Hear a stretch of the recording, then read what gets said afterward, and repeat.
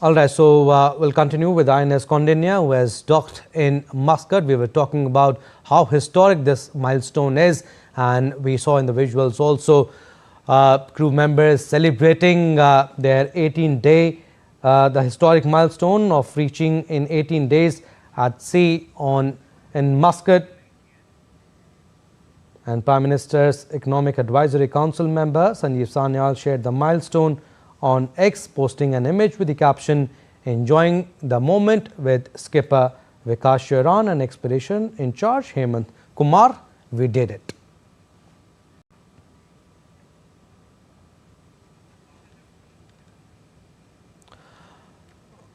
All right, we'll come back to this story, but meanwhile, we are joined by former senior diplomat, Ambassador Anil Kumar Trigunayat. He joins us on the broadcast to discuss more on the Iran-US issue.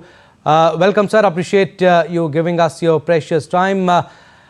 Tensions in Iran continues to escalate with authorities releasing an overall death toll for the first time.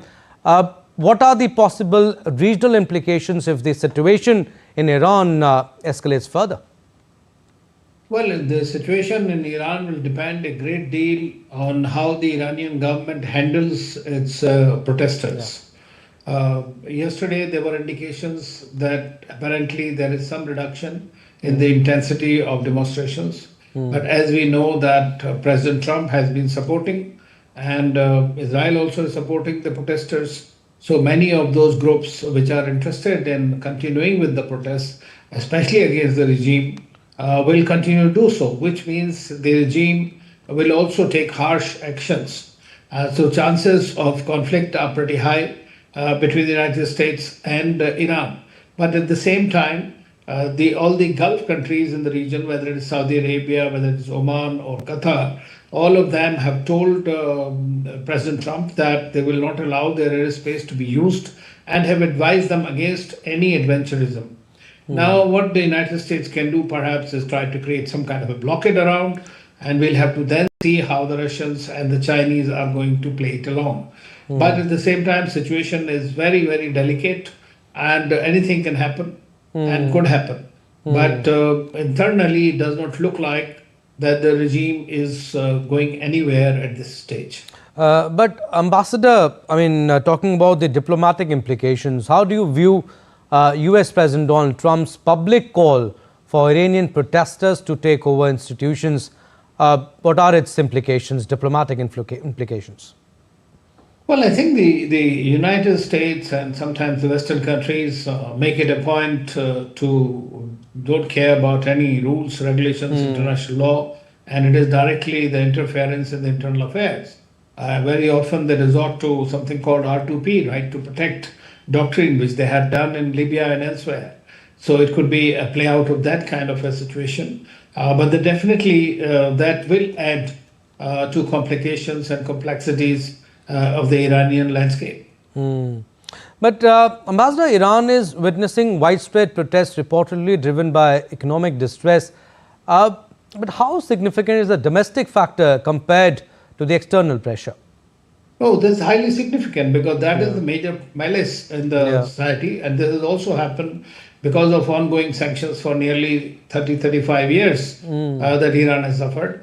In addition, the current regime has not been able to come up with any innovative ideas to address the problems of the people, ordinary people. This was basically because of the economic issues that the situation came up, where the cost of living has gone out of the roof, as well as the currency depreciation.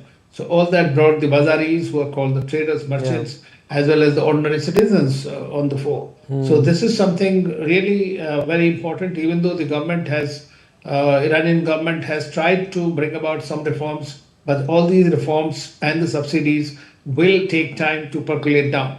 At the moment, this has been converted from economic to more political.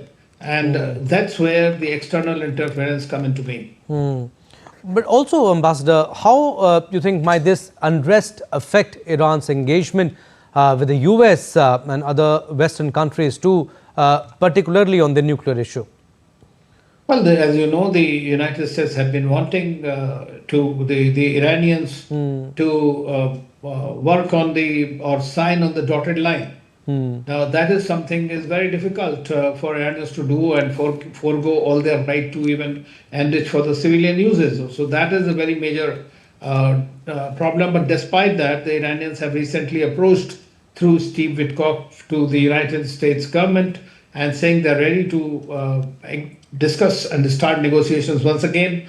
But they feel that the America is not really keen on it, and that's the major problem, because both sides are on two sides of the bank, frankly. So there's no bridging place there. Yeah, we have talked about US, but let's talk about Russia also. Ambassador, Russia has positioned itself as a defender of Iranian sovereignty. But is this about Iran alone, or is Moscow also pushing back against a broader US pattern of regime change politics? Well, I mean, the US officials in recent times have said that more than 70 regime changes have been carried out by them. And that's precisely the case, that even the Russian regime was going to be changed, and we have seen that happen. So, besides, that Russia and Iran have signed the security agreement recently, and whereby they have agreed to support each other. And I understand that Russians have been supplying a lot of arms and ammunition to them, and while Iran was also helping them with missiles. And then there is a Chinese factor. So China has also very clearly said that they will not allow the territorial integrity and sovereignty of Iran to be compromised under any circumstances. So it is quite possible that the Iranians will be supported by China and Russia both together against any Western intervention. They are silent as of now. But lastly, Ambassador, what indicators should be closely watched in the coming days to understand the direction maybe this situation may take? Well, I think that they have to learn, the Iranians must understand that force is not something that will go well with the people, number one. And if they continue to publicly hang or otherwise hang people, we have seen what happened during the Arab Spring, how the well-entrenched regimes were removed, what happened in Syria. So they have a lot of examples in front of them. Even though we know that the IRGC and the military and the Basiji, the police, are still are really working closely with the government. But in case let us say if the regime goes away for some reason, then you will have the military regime in place. So that will be not a very good thing. Or even for that matter, if Shah were to come, who is not very popular in the country itself, then also there will be a problem with the region, as in the past. Absolutely. Next few days, like you said, would be very, very crucial. We'll leave it at that. Thank you for your insights, Thank you. Ambassador Trigunath.